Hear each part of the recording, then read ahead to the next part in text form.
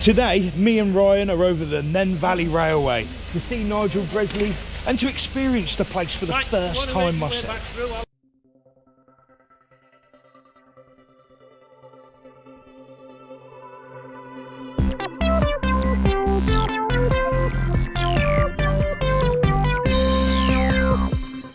Hello you beautiful lot, welcome to today's episode of Purple's Railway Adventures. Now guess what, I'm here in Peterborough with the wonderful Ryan MG.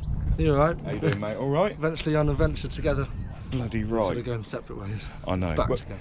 so we're gonna be here throughout the day. We are at the Nene Valley Railway, a courtesy of Neale Smith. So thank you very much for paying for this one. I've never been here before. He's obviously found out that I haven't been here before. So he sent me out here on Good Friday, the 7th of April, where we've got Sir Nigel Gresley coming down. So yeah, I've got a full rover ticket and I'm going to check out little places. I definitely want to go down to Wansford because, well, that's where the museum and everything is. So we'll start up here and see Nigel Gresley come through and then we'll head out.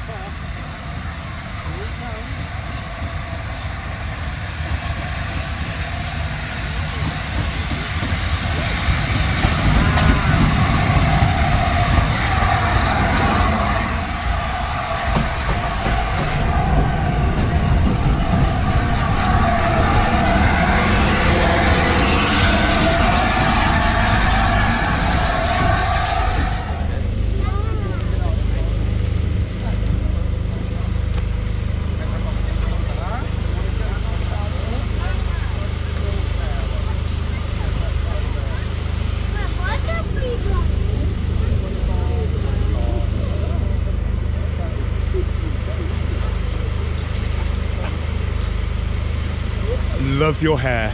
That's amazing, mate. Fits in. Matches the logo. Absolutely.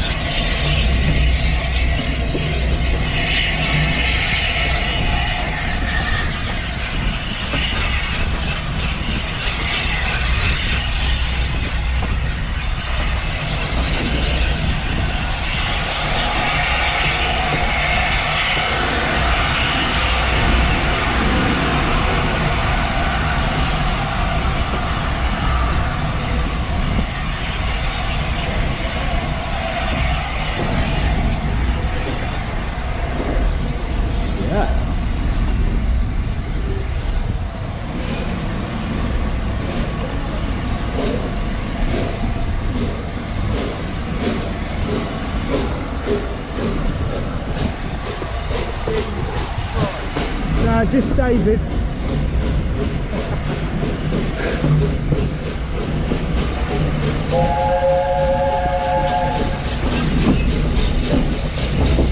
Right, up we go.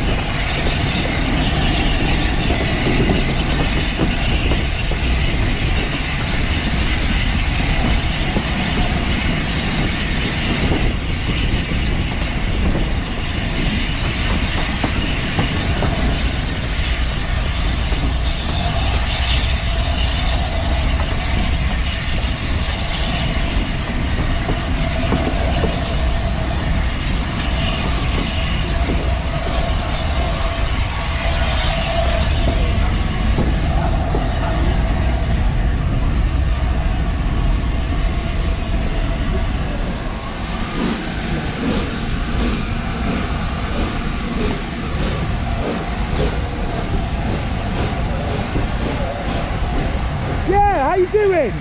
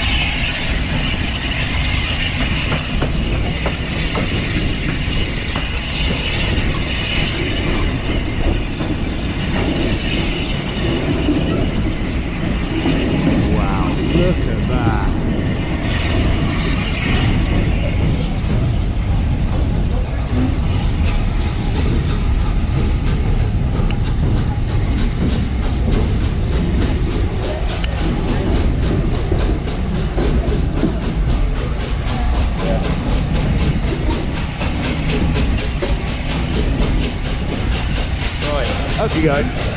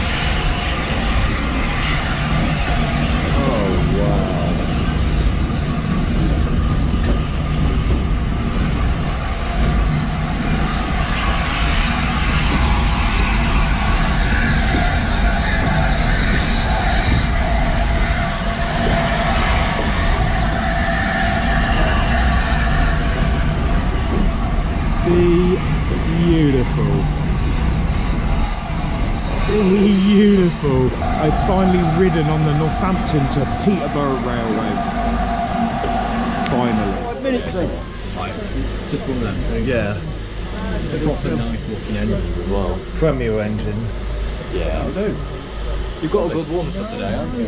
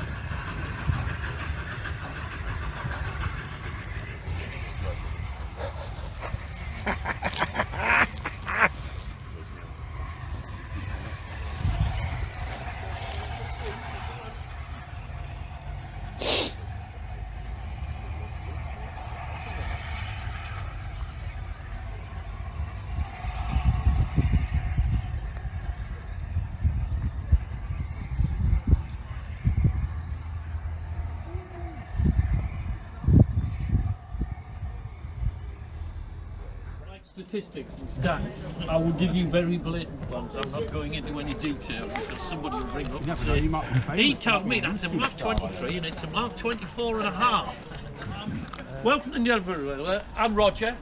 I work as volunteer in the shed doing overhauls. But I thought it was a good idea to let some of you people see what we've got tucked away in there, because there are some locos in the back of the sheds that are being worked on. There's some locos in those sheds that are running but aren't out today. There's some locos in those sheds that someday will probably come out and be reborn. And you'll also see as you go around, there's the occasional one in there that probably might not come out. But they're kept because everything is a valuable stock of spares. Most of these locomotives in there are 30s, 40s, pre-war, post-war. The bits aren't available anymore. So never mind how bad one looks, if it can't be repairable, the bits on it can. Now, one strange thing about here on the Nene Valley is when the line was relaid and rebuilt, it was done in what they call European gauge, European broad gauge, which basically is not the track, it's the difference between the track and the platform. In Europe, that is wider. The problem there is that in the UK, where the distance between the track and the platform is narrower, a lot of these foreign locomotives can't run, which is why you'll find we have quite a lot of European locomotives here, because we're one of the few railways that can run them because of that broader gauge. The one behind you is Swedish. That's our Gate Guardian. I think that is one of the locomotives, I'm told, or I was around at the time. The Bond movie Octopussy. Yes. Anybody ever seen it? And I believe Goldeneye was filmed on this line Yeah, as well. a big part of Octopussy was filmed here. There's a bit in Octopussy where a train rockets through a level crossing and knocks a taxi over. I've been told that's the locomotive. The other bit from Octopussy is when the train is coming back from East Berlin to the American base, and they've got the nuclear bomb on board, and there's all the malarkey, and Roger Moore goes out to the top of a boxcar and has a little fight with the baddie on the roof. Most of you will know that on standard railway boxcars there is no hole in the roof for the man to get out. However, if you look over into the distance, underneath the bridge, the crossing there, you'll see a box van with a hole. And on the roof, there's a little square hatch. That is the box van that was specially modified for Roger Moore to climb through the roof. Although I'm told it might not actually have been him. It was there for James Bond, shall we say, to crawl through the roof and crawl down the back and have a fight with the baddie. Not many. It's parked under there. A lot of people go over that bridge and probably never even notice it. But that little boxcar's a film star. Timed up really up.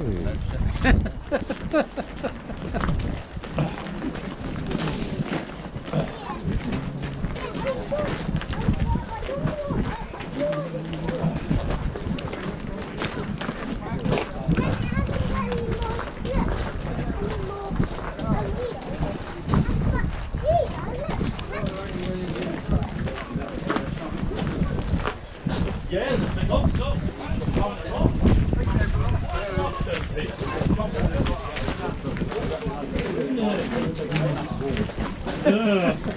You noticed that, have you? Very, very shiny, isn't it? This locomotive here is another one of our foreign batch. This one's Danish, came from Denmark. As you can see on the side, 1949, it was made at works in Aarhus in Denmark. It's a pre-war design, which is why it looks a bit old, even though it was post-after. Post-war in Denmark, there are a lot of issues with lack of stuff from damage and stuff left by the gym. So they put back into production a pre-war model, and that was one of them. That locomotive's actually just had a complete full overhaul. It came out and it was running a couple of months ago. I've seen it in steam. Yep, however there was a problem found with the centre bearing, or the bearings on the wheels. The wheels on all these locomotives, the bearings in them are white metal. If anybody's done any engineering, they're not ball bearings or roller bearings. They're bearings like you find in the middle of an engine. They're white metal bearings, but they're not white metal bearings where you can buy a new shell and feed it in. They're like a lot of old cars. You actually have to send the bearing shells to a works, and they relay new white metal onto the bearings, machine them, line bore them to the right size, and then they come back again. It was completely rebuilt, and then it was found that some of the bearings in there had casting inclusions, which is basically air bubbles in the white metal. And it was having problems that were taken off. That was found, so the bearings have had to be taken off and sent away to be remetalled again, reline bored, and then brought back and put out again. So it's most unfortunate. That one should actually be one of our working locals. The official name is 656. On the railway it's known as Tinkerbell.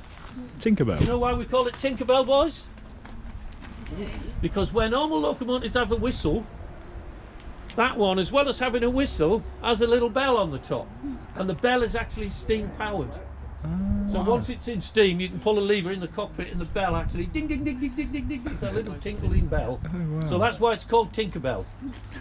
Not because it's a fairy, because it's got a little bell on the top.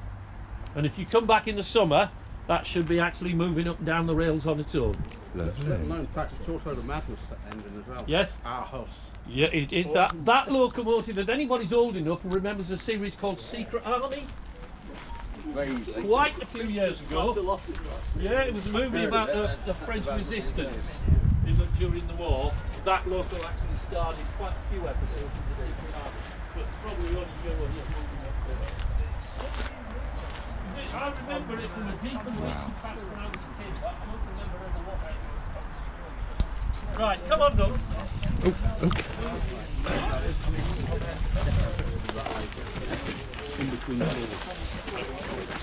As you come across, please beware of the tracks. There are tracks all the way through, so please, as you're walking around, keep an eye on the floor, keep an eye on where you're going.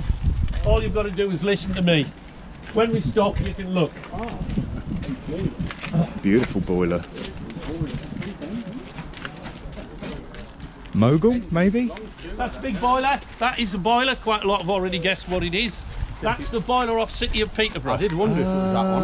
3050, which is a BR Standard 5. The chassis and everything you'll see inside. So the chassis all been refurbished. The boiler was hopefully going to be repaired, but the boiler since has been inspected by an independent boiler inspector and it's not in a good condition. So it may well be that when that locomotive goes out, that is going to have to go away to get a new boiler. Oh dear. So that is going to slow it down a little bit because that will cost quite a few pennies. Yes. And all that money has to be raised. So if you see a new charity push in the future, if people didn't set fire to our signal boxes, then we might have had some money to spend on something else. Yeah. Hey? I would say at a cool guess about $500,000 Whoa. to have it remade. It's not cheap business. It could be up to that. It may be less. It could be up to that. Wow. Just condition. I'll show you one inside and then we'll talk a bit more about boilers. I've also heard that Swedish one is next in line to overhaul. Which? The blue one? We've got a lot to get out of the way first. Part of what you'll see inside belongs Thomas. to the little blue engine. The original Our Thomas. famous little blue engine. The only original You'll Thomas. see Thomas there. Unfortunately, that's about half of Thomas. Yeah, there's You'll something see about a missing. I quarter can't of it think in here, and then there's a quarter of it in the other shed. Yeah. But when I get inside, I'll explain to you what is the issue with Thomas and where we're going with it. Yeah, I can't think what's missing from Wait that engine. in that area there. Yep, we'll do. Oh wow, look. It smells like Grandad's shed. It is Grandad. Oh, a womble den. Oh, smell that, Ryan. Can you go to the right as well? Oh, the face of Thomas. Yeah, I see. I think I'm right with that. Well, it's not it's pretty BR standard. That's the boiler. But it's a coach lifter, though. Look, to get it off its bogies. Look, it's a train jack. Bogulous. Certainly bogulous, yeah. I've got 4 now. I'm taking them 1 3 o'clock. Okay. Count is off. Another one you'll see in a minute. This is our main overhaul shed. I love it. I love it. And as somebody said, it smells like Grandad's shed. It is Grandad's shed, because most of the blokes that work in here are Grandad's, bar about half of them. Oh, there. This is Thomas's boiler. Oh, okay. This is about a quarter of Thomas. Now, I don't know whether I might be teaching Granny to suck eggs to a few of you, but steam locomotives run on a boiler. You need 2 things, boys, to make a steam locomotive work. Do you know what they are? Good boy. Wow. You actually need coal and you need heat. In this country, we get the heat from coal. But there are strange people over the Atlantic that used to feed their locomotives with wood and all sorts of things. Some used oil. We oil use burn. coal here because in the olden days we had lots and lots of coal. It's not quite the same now, but... So, a locomotive boiler consists of 3 parts. There's that bit there that's called the firebox. There's a bit at the front that's the smoke box, and then the bit in the middle is the boiler. And if you want to just look in, you can actually look inside, just one at a time, and it's lots and lots and lots of tubes. So basically, the fire burns in here, it goes through those tubes, and then it comes out at the front end to the chimney. And it's the fire going through those tubes that heats the water up. Now those tubes are quite critical. Obviously you get water going into the fire, fire going into the water, it's not good. A boiler essentially is a pressure vessel. So Nigel Gresley out there, his boiler runs at 250 psi. Wow. When it's fully steamed up. So that's about 10 times the pressure you'd put in your car tyres. It's quite a lot of pressure. They're now very restricted. When a boiler is refurbished, it's on a main line, I think it's 7 years. On a preserved line like this, the boilers are given a 10-year life. Yeah. That's all they're allowed to run, and then they have to be inspected and refurbished. This one had 4 years left to run, and it had an issue with some leaking pipes. When the guys took it apart and took a look at the pipes, they found that actually quite a lot of the pipes weren't in very good condition. So the decision was made, rather than repair it and put it out for a couple of years, it would actually be taken apart, given a full overhaul, and then it would go out with a full 10-year ticket. And that's why Thomas is in pieces at the moment. The tubes are all out. The tubes are waiting to be repaired. I've just noticed my shoelaces up, so I don't want to go head over heels as we go around. The tubes are all out at the moment, but the boiler has been totally cleaned up. All the rivets have to be cleared, wire brushed, you can see here, to get rid of anything. So they can all be crack tested to make sure there's no cracks in the metalwork, no cracks in the rivets. It's been given a clean bill of health. It's all now been painted in this black heat-resistant paint that you'll see as you come forward, and then the tubes will be put back in. The strange things with the tubes is when the tubes go in, they're not welded. The tubes are actually just pushed in and then expanded with a hydraulic expander to fill the hole. And trying to get them out. Trying to get them out is one thing. The other thing with that is the material they're made out of. The tubes are made out of a completely different material than this. That material has a higher expansion rate. So as the boiler gets hotter and the pressure increases, the tubes actually expand quicker than the material they're in. So they actually get tighter. It's not self-sealing. So it's sealed to start with, but to make sure it's sealed as it gets hotter, the tubes actually expand at a bigger rate and fill the gaps. More efficient, you get more surface. Yes. Well, you've got to you want as much heat into that water as you can. And if you pass it down one big pipe, or you can pass it down hundreds of little pipes. Yeah, because each tube's got surface area. Yeah, so you're building up the surface area and getting the most heat down as possible. I mean, Sir Nigel Gresley out there has probably got way more pipes than Thomas. Yeah. But that's how it works, getting the heat down and getting it into the water. Awesome. So that's where that one goes. There is another boiler behind that. Can you watch this electrical cables that come through, because it's necessary to keep this upright. There's another little boiler there where you can actually see the holes clearer. That's the boiler from a local called Derek Crouch, which you'll see around the other side. So I won't say too much more about it. That's the boiler that belongs to the locomotive that has the cab sitting outside in front of City of Peterborough's boiler. And she's round the back. I believe in the... You'll see a big pile there behind, a lot of metal tubes. They're the tubes waiting to go in the Thomas's boiler. Oh, We're going okay. through the gas here. Let's wait for Mummy and EB. Oh, look at those. Got some new wheels. Oh, it is. A lot more. Got some wheels. Got some new ones. Well, you can notice there's a big locomotive behind you with no wheels. Oh! God, This is 73050. It's a British Rail Standard 5. That was named the City of Peterborough when it was given to Peterborough. It was bought by a reverend who intended to put it on as plaque on a plinth outside Peterborough Technical College. However, when it was brought and looked at, it was found to be in far better, this was a few years ago, it was from the 70s, it was found to be in far better condition than everybody thought it was. So it was put on the rails here and used for quite a long time. When its boiler ticket ran out and it needed an overhaul, it was brought in. It's been in here now,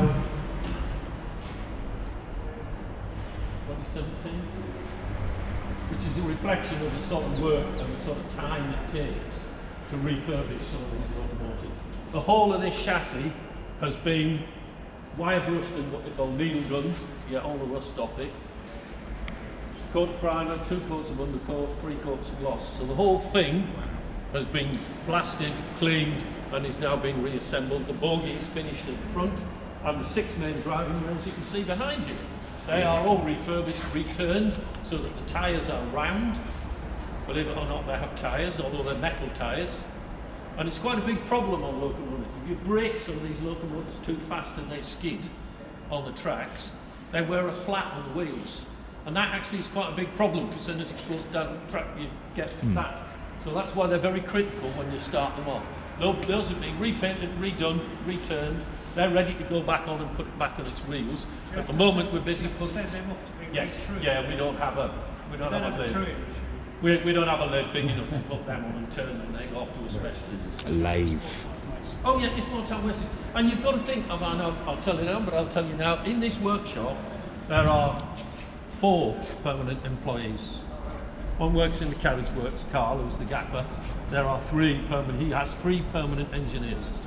Everybody else are volunteers who come in, which is why when somebody joked it smells like Grandad's shed. Hi. It is, because this is where all the Granddads come to do stuff. Yeah, of course, When they want a bit of peace and quiet. a few hours. All of them are volunteers. They're predominantly in on Wednesdays, but quite a lot are in on weekends and other days. So we'll come down this way, and you'll see another show.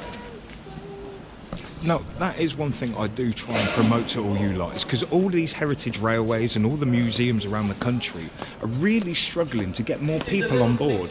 There's hardly any young'uns out there, so if you've got somewhere you can go volunteer, I suggest you go sign up. The 6-wheel saddle tank sitting outside the loco shed, sitting outside the station building, sorry, that the kids can go on.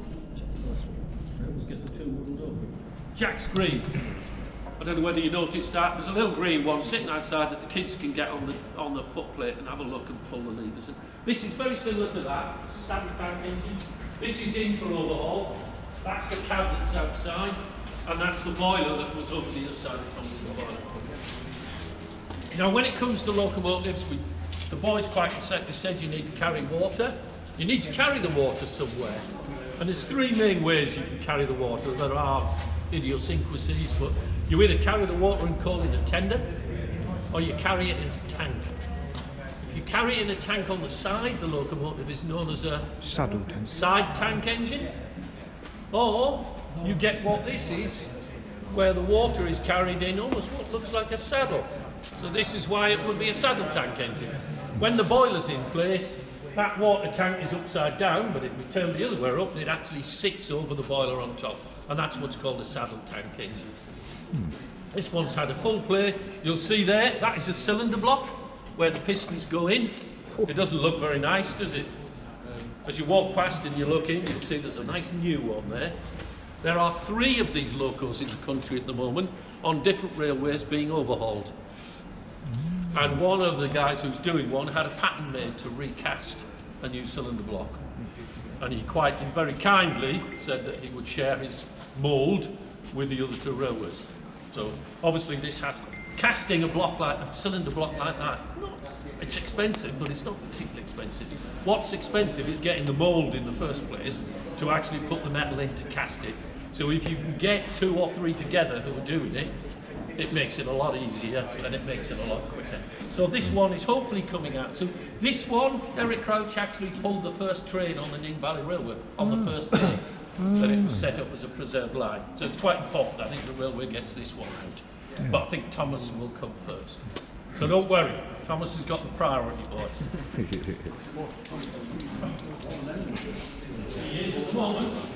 What an epic tour. This little thing here, I just think is quite an option.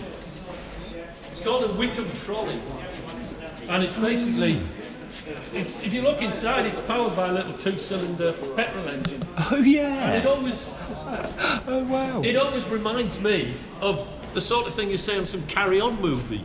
Yeah. You'd expect Sid James to be going down the rails and Barbara Windsor chasing him with a flag or something. The guys tell me that when it's on the rails, it actually is a real monster to drive, because you actually start the petrol engine and it's got almost a centrifugal clutch. So basically when you accelerate the engine, it centrifuges out and starts driving. So basically you start the engine, you open the throttle and it goes. Oh wow! And then when you want to stop it, you've got to close the throttle and slam the brakes on and hope that the clutch comes out. It's a real horror. But they used to use them, and there were quite a lot of them around. But It's here, someday it'll go out, but I won't be riding on it, believe me. Right, come on through. The old bog road. I like that. The old bog road. Yeah. Oh, look. Oh, wow. Oh, wow. Oh, we are on a tour. The corridor, the old bog road. Yeah. Two rail cars behind here are actually from Sweden again. They used to run in Stockholm, in the city. Oh, They're quite nice little cars actually. They're not bad. There was one here, and then another one was purchased and attached to it. They're not owned by the railway, they're privately owned, but they're run here. There's three main types of locomotives or stock here, wagons as well. There's those that are owned by the Nene Valley Railway. There's those that are owned by societies. 92 Squadron that you can see in a minute is owned by the 92 Squadron Society. Sir Nigel Gresley that's here today is owned by the Sir Nigel Gresley Society. You'll have seen there shown in the tent. And they are privately owned trains. Some of these things are privately owned. The problem is, some of these things when they go out of service are quite cheap to buy. However, little old man in his living room who fancies buying a steam locomotive or a carriage or a... The problem is, can you think what the problem is, boys? What problem would your dad have? It's convincing your mum where he's going to put it. Yes. Because these things are a bit big to put in your bedroom, aren't they? Although you'd probably like one in your bedroom, wouldn't you? They're a bit big to put in your bedroom. So then normally there's a deal done between railways and owners. Some are actually here and the railway pays for the here. Some guys are actually, look, can I keep it here for free? And I'll do so when it runs a year for your passengers. So there's deals to be run for that side of it. So they're there. These, you see, there's two little diesel shunters in line there, Sentinel diesel shunters. One was owned by London Transport. The other one, I don't know where that one was owned. They've got Rolls-Royce engines in them, Sentinel diesel shunters. They're our main shunting engines. We use them for moving stuff around. Steam locomotives are very troublesome. Not because they're getting old, but also if you want to run them, you can't just go in and turn them on. And you've got to get there at 5 o'clock in the morning and preheat it. If you want one of these to run, one of the steam locomotives to run, like this morning at 10 o'clock, Sir Nigel Gresley, those guys were probably in here at 6 o'clock this morning, 5 or 6 o'clock this morning, lighting a very, very small fire, normally with wood, to start it off. The problem is with the boilers is you can't heat them up quickly. If you heat them up quickly, the dissimilar metals expand and things start to move, and that's when you get cracks, and that's when you get damage. So they have to be heated up and they have to be warmed up very, very slowly to get them up to temperature, and that's where we end up. So the good thing with diesels is you can go in and just press a button. If you want to move a steam loco during the day and you don't want to start it up, if you're just going to move things around in the shed, that's what you use. It's these things to move them around, and that is really the only logical way of doing it. So we'll come up here. We are going up a dark alley now, so just watch yourselves, boys. There are some interesting things in here. That side, nothing to see that side. Oh, I don't know about that, mate. I was looking down there at the pacer. Is it not? Oh, yeah, that's all right. The Pacers? Oh, yeah. They have an aversion to Oh, look. Oh. That is pornographic material. Sorry, I love that. That's... Yeah, that one there is Muriel. She is coming back to life. You might look at it and say, God, that's in a bit of a state. Why have they put a nice new engine in that heap of junk? When you're restoring things like that, the engine and getting the engine in and running is the difficult bit. The rest of it just needs blasting, painting and putting back on. So once they've got the engine and all of the workings sorted, then that'll get repainted and it'll come out on. This thing here... Look at that in the back. You have a repulsive crane as well. This is a bit of a big monster. It was made in the 1930s for the London, Midland and Scottish Railway. And it's a steam crane. Thought it was steam. A steam crane? A steam crane. They have a steam boiler in the back. Boys will know it from your Thomas the Tank Engine movies, when Thomas comes off the track and they pull that big crane out to lift him up and put him back on again. That's this sort of thing here. When it was originally made for the L&S in the 1932, I think it was actually spec'd to 36 tons. It was later up-spec'd and it can now spec to lift 40 tons. And it's steam powered. So wherever it is on the rail, you can, it takes a while, but you can steam it up, you can coal it up, you can heat it up, and it's actually powered by steam. That's amazing. I've actually seen one on the Keighley Valley on their gala. They had a steam crane. This works. This Operational. works, and it was nearly going out on Thursday to do some lifting, but we managed to do it without it. The coach here, somebody already spotted it. It's a pre-grouping Gresley coach. Yep. It's privately owned, but it is under restoration. Wow. You can see some of the panelling's been that'd be replaced. fantastic when that's restored. A lot of work has been done on the underframes. The whole of these things have got a wooden underframe and then a teak.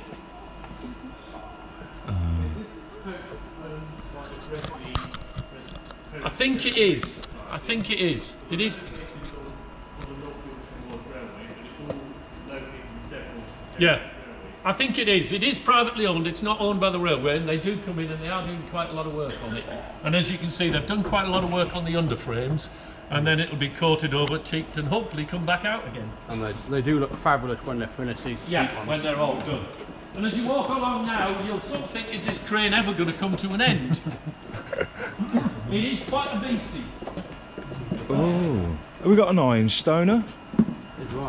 And it's got legs that come down. Wow, that's extra long. A saddle tank.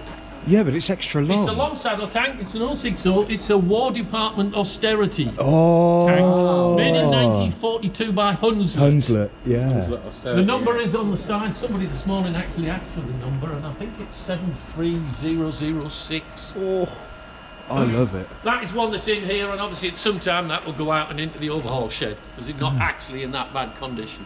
But that's what that one is. It's a batch of locos that were made during the war.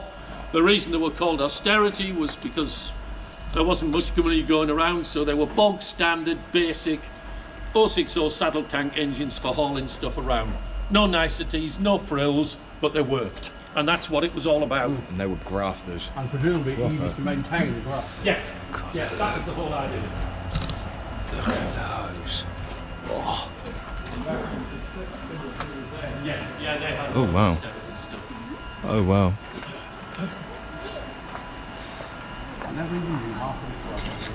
Well, that's why I'm doing this today for people, because lots of people don't. So as you can see, when you come along, this crane finishes here. Yeah. Wow. It's quite a beastie. It's quite a beastie. But of course, if you're going to lift 60 tons, 40 tons, sorry, you've got to have plenty of counterweight at either end. Yeah. So a lot of this is counterweights. There's legs that go down, and you can move everything around. Have at least 40 ton counterweight. Yeah. Yeah. Right, this one at the side here is a Swedish tank engine again. It actually used to run on the railway. It was privately owned, run on the railway, then it was bought for the railway. Well, there's a bit of a story behind it, but it was used on the railway, and then the owner said that we could use it, and then it would be overhauled. It was taken in for overhaul, it was stripped down. It was found when it was stripped down to be, it was in dreadful condition underneath. So the decision was made that it wouldn't be overhauled, and it's left. So this is one of those that is in here. It's a stock of spares, it's got wheels that might be useful, it's got bits on it that might be useful, but it was never put back together again. And this is one of those that I don't think will ever come out. Oh. I may be wrong, it may do, but I don't think, well, not in my lifetime anyway. No, it's a lost one. Probably come to the point There you go, straight down. beyond economic overhaul, really. Yes. Now this one, It's a boiler. It's a crane. it's another little strange one. It is. I'll get everybody down and then I'll talk at the end when you're all around. Yeah. Curiosity's getting me. Has that got a boiler in it? It's got a boiler in. It has, isn't it? It has a boiler. I don't like to use the analogies of Thomas the Tank Engine that we always do, but that's what most people relate to. This little thing here is Toby the tram. Oh. It's a steam-powered tram engine. It's a bit like Toby. You know what Toby is? Oh, Thomas? wow. This is a Toby. It's a steam-powered tram. It's actually, I'm told, in a lot better condition than it looks. The thing is that there's a boiler on there and a frame, but all the bodywork round is wood. So once the wooden bodywork, once the wooden side... Toby. and everything on the moon, It's Toby. it actually looks like a We've got skeleton. Thomas, we've got Toby, where's Percy and the rest? But it is. I'm told it's in reasonably good condition. What's your two And names? again, this is one of those that will go in and be refurbished. But there's a couple of. Well, you got There's another diesel locomotive here, quite an old one, Ruston's. It might come out, it might not. I don't know. I like the wheel on it. Yeah, the It's for ploughing the inside, air compressor, isn't Yeah, it? it's So all sorts of things. awesome. Looks like Sir Giles. Oh, and my favourite, a peak. Oh, Yeah, this is Class 41, British Railways diesel, built in 1962.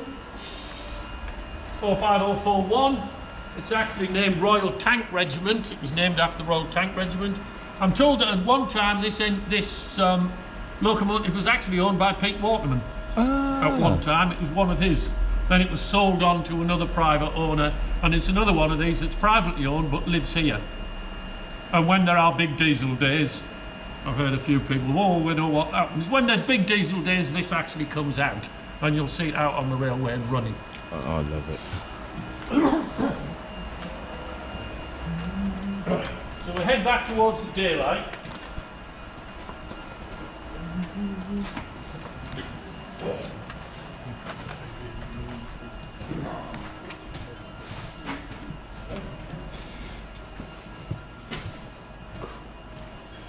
Make sure you get that photo, mate. Oh, that's awesome. Another one of our diesel shunters. Ex-British Rail.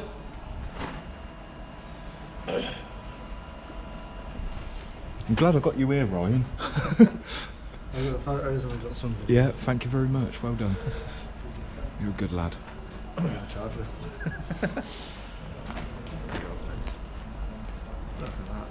And a pacer. And a recent acquisition to the railway is the Welsh Pacer set that we've got. This is actually owned by the railway. It was bought. And it's actually quite useful. As I said earlier, if you want to take people want to come for a ride, kids want to come for a ride, it's not always practical to get a steam locomotive out. By the time you've heated it up and depending how many people are coming. So on the quieter days, it's an ideal opportunity to get it out. Because you can get on side, you can get inside, you can go into the cabin, you can effectively press a button. And it might make a bit of noise for a while, but it'll start. And once you start it, it'll run. There's no warming up period, there's no expense with coaling up. Round the corner you'll see our big engine. It's quite a lot of coal to get that up and running, and if you're only going to get 20-30 passengers on a spring day or a Wednesday, it's not worth getting a big one out. So that's why the railway bought that one.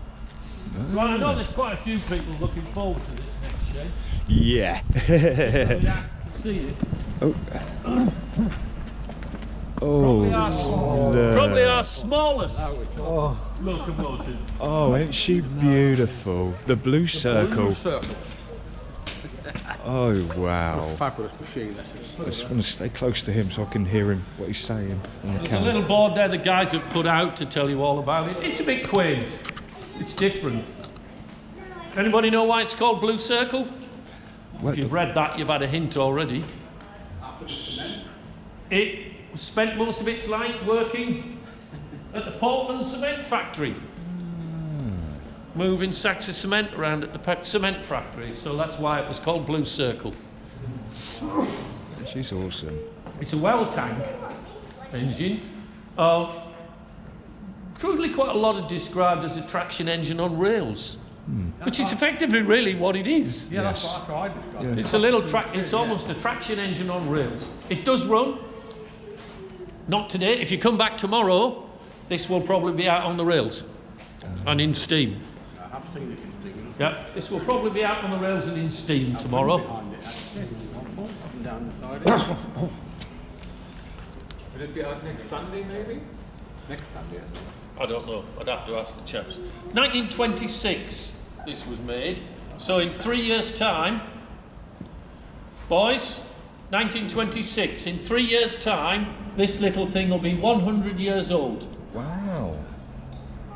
26, same year as the general store. Yeah, 1926 it was made, Wow. and it's still going today. And it looks stunning. Right, we'll go down this side because you get a better view. Oh, this And is... you'll get a better view too. But please mind for the hose pipes, because this is where Gresley is living at night. And this is all the hose pipes that fill it full of water and top it up. And watch it. Do everything. So just be careful as you come down. This last one It's the Battle of is the Britain. Southern Railway's bullied class. Oh my days. It was built for the Southern Railway. It's a class called the Merchant Navy Battle of Britain class. And were built shortly after the war. The Battle of Britain class ones were all named after either individuals or squadrons or people who played a major part in the Battle of Britain. And this one is actually called 92 Squadron. You see the squadron badge on the side. And it actually lives here, as I say, it belongs to the 92 Squadron Association. But it lives here and it does run quite a lot. Awesome. But it only comes out on big days, as I say, because you've got to have a lot of coal in it to get it going and steam it up. And unless you've got a lot of people to buy tickets, it don't come financially viable to bring it out and run it. This loco was actually rebuilt here, refurbished here. If you go up into the viewing gallery, there is, at the top there, over the, where you saw people looking down on the workshop, there are some pictures of it up there when it was actually struck. And there is one picture in there, think of when it was pulled out of the scrapyard and actually brought here. And it didn't look anything like it looks now. It's obviously in Can I the... walk along? Yes, yeah, you go over there, just be careful. Yeah. It's obviously in its unrebuilt class.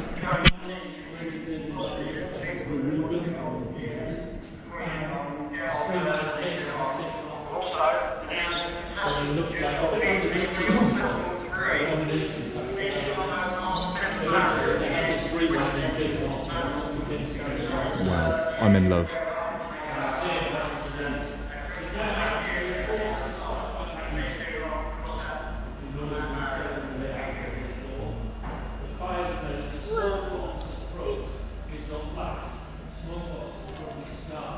Wow.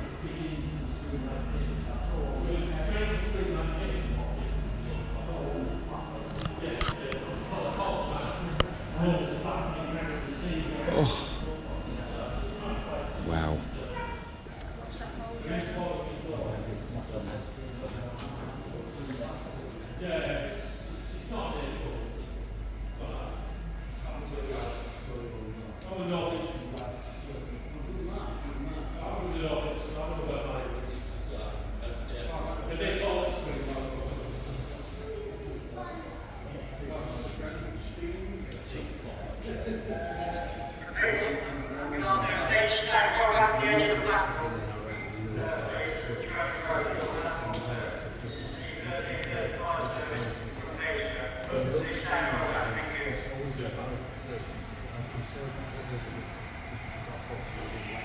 Yeah.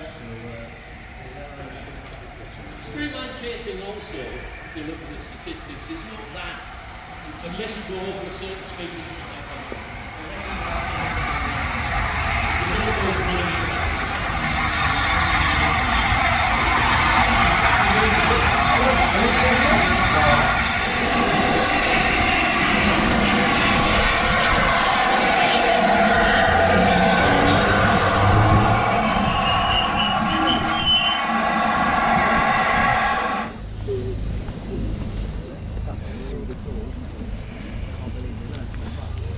Thomas.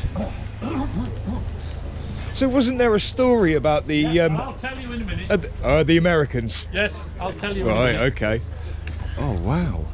Is this Polish? Yep. So this is our loco. It's actually operational. This is our operational steam loco. One of the Thomas being sick and 656 damaging the bearings. It's actually Polish. Came from Polish, built in 1959 out there, and it came over here. And now you're going to translate that Polish time. No. Yeah, it says Fabrika. It says made in, locomotive made in, somewhere in Poland in 1959. That's good enough. That's good. That's awesome. It's, I think you pay for that. from what I gather from the drivers, I'm not a driver, I'm an engineer, but from what I gather, it's a bit of a monster to drive. it's a bit long. Yeah. And it could do with the drivers. It could do with a pony truck or a buggy in the back to keep it. Yeah, it starts to snake a bit in that 8-wheel tank formation. Formation. If you put the power down and do quick, it does this. That's the other one. Right, now we'll finish with the Nene Valley Railway Station. Yes.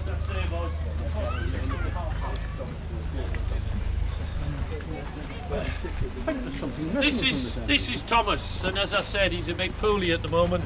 His boiler's in there being worked on. We're hoping in the summer that he'll be back up and running. It won't be long now. This locomotive is local. He was built and went to the Peterborough sugar factory. He spent his entire life pulling wagons around the sugar beet factory in Peterborough. He was replaced by a diesel in the early 70s and was given to the Nene Valley Railway. At which point somebody said, "Why don't we paint him blue and call him Thomas, like everybody else has done?" So they did. And in those days there was quite a lot of local preserved railways around the country that all had Thomases. This one was named Thomas, and said, "Well, we're going to call it Thomas. Why don't we get somebody to come and name it?" So they got a dignitary to come and name it Thomas. And it went on the rails and became Thomas. Now, it came here, and then things changed a little bit. Thomas the Tank Engine that we all know was made into movies. Ringo Starr reading the stories and all the rest of it. It became big business. When it became big business, it was bought by a large conglomerate company who bought the rights to Thomas the Tank Engine and his films and his books. And slowly but surely, they, on the little railways, and all the Thomases disappeared. Because basically they didn't want to pay royalties. Feel that a butt coming here. They didn't want to pay royalties to the big company to run their little Thomas locomotives. This one was a bit different. The lawyers at this end had a chat with their lawyers and suggested that they came and look at the little brass plaque that's on the back of this locomotive. The little one underneath the round one. You go and have a look at it. This locomotive was named Thomas By Reverend W. officially Audrey. in 1971 by a vicar. Yep. And that vicar just happened to be the Reverend R.W. Audrey, the man himself. And at that time, he still owned the rights to his books and his stories. So it was pointed out that he named the locomotive Thomas at that time. We're quite within our rights, and he was quite within his rights to give us permission to call this engine Thomas. And therefore it stays as Thomas. And I think if you go round the preserved railways in the UK now, this is probably the only one that's left. Because this is the only one that was officially named by the man, and therefore can stay in its bit. Oh, okay, lovely. I think there is somewhere. I've never seen that bit, but I think there is somewhere.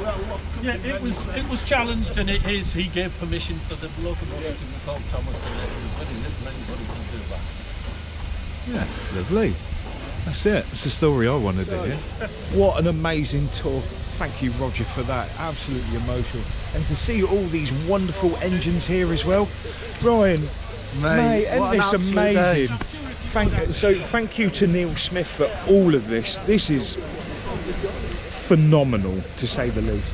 I'm really glad I managed to get out here.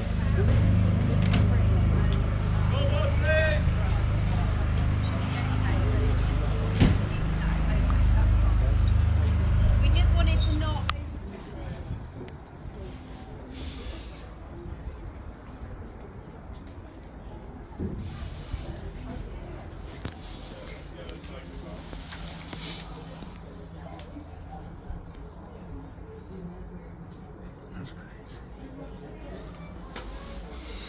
Can I turn it? Oh, you can turn it. Hello.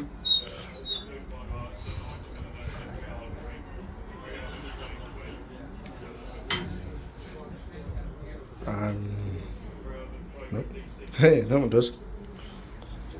No.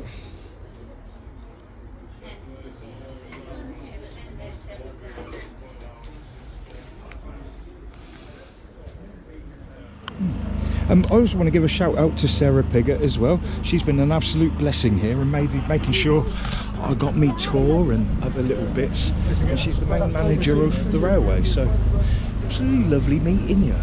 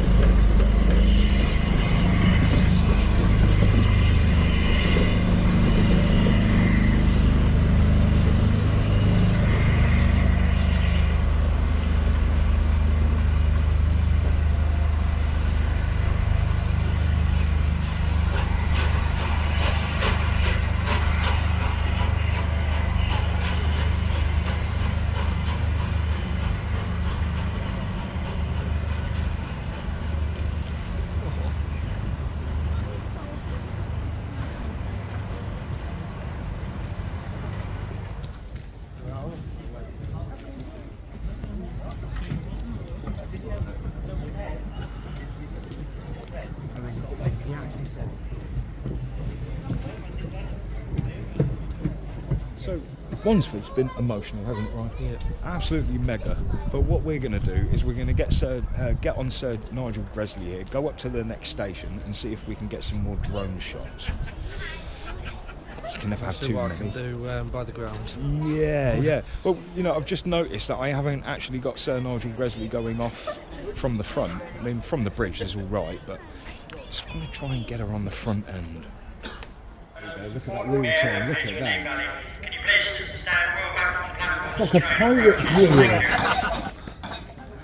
That's it.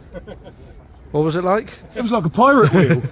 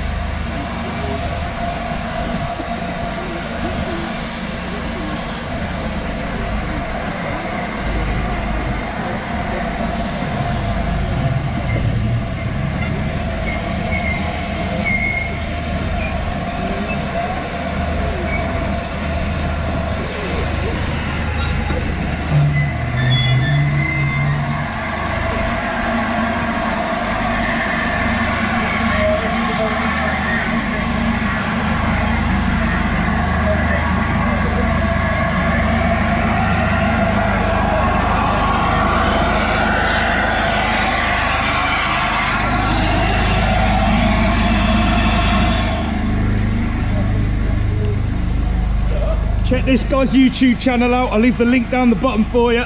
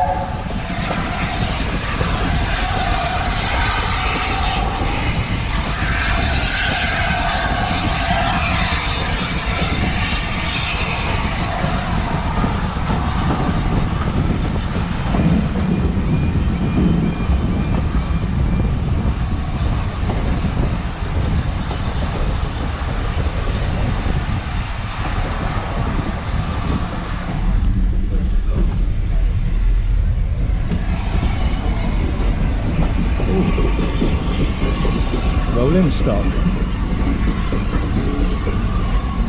Orient Express.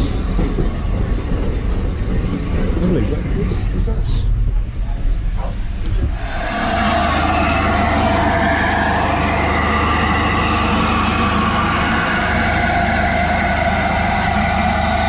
Oh, look at that.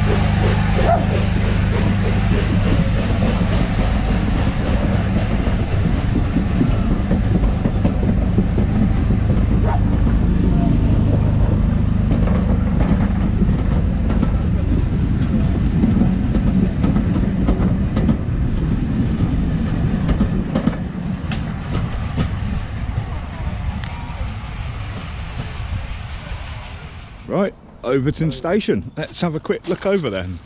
Go for it, Ryan. Look the train, can't see none, let's walk.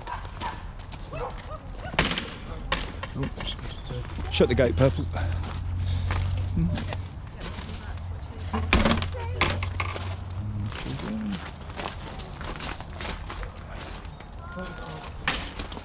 Oh, a whack. Right, Oliver. Come on, let's go. Come on, say bye-bye, Trey. This little locomotive in front of you is FC Hibbert. Hibbard, affectionately known as May by volunteers. The First World War. That's pretty cool. Oh, look at this. Built in 1949. Alco S1 switcher number 801. Oh, blimey. Look at this intercity sleeper car. Oh, mega. Ryan has just pointed out this little shed here. Look. Oh, wow. Oh, wow. It's an old Bedford.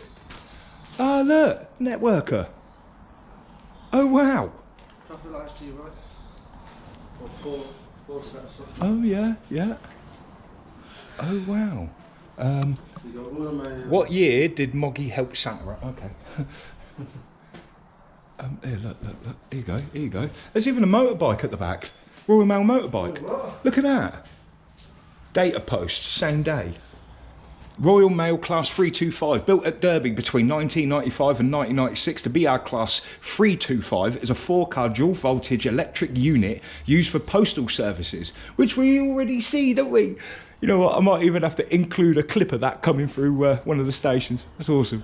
Oh, Royal Mail!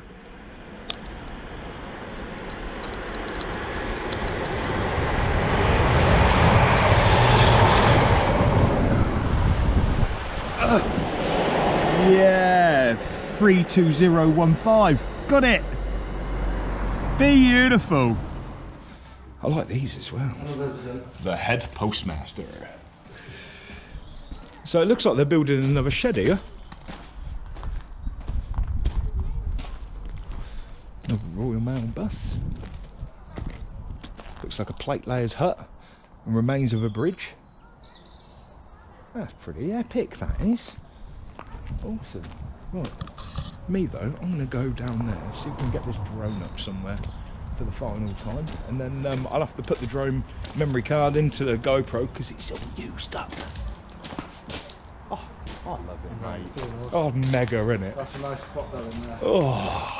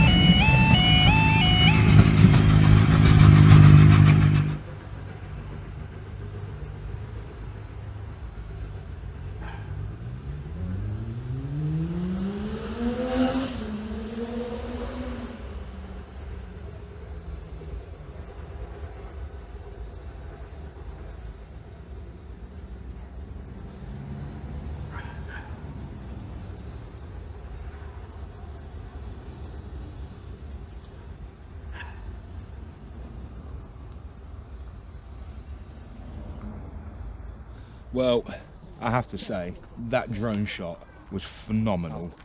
And your little clip down there on that zebra crossing, that level crossing there, that's mega. What a day. And Ryan, I'm so glad you've been with me to capture these moments down on the ground. Because whilst the drone's up in the sky, I can't do nothing.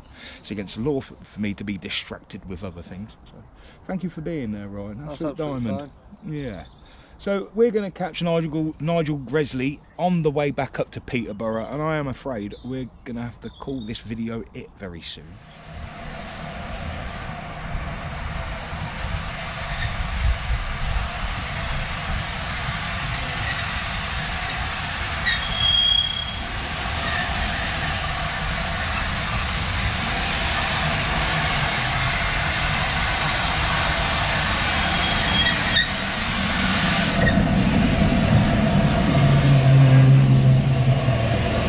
Lovely.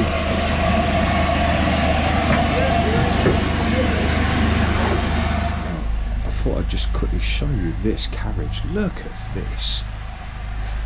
Isn't that amazing? I mean, we are off, but look.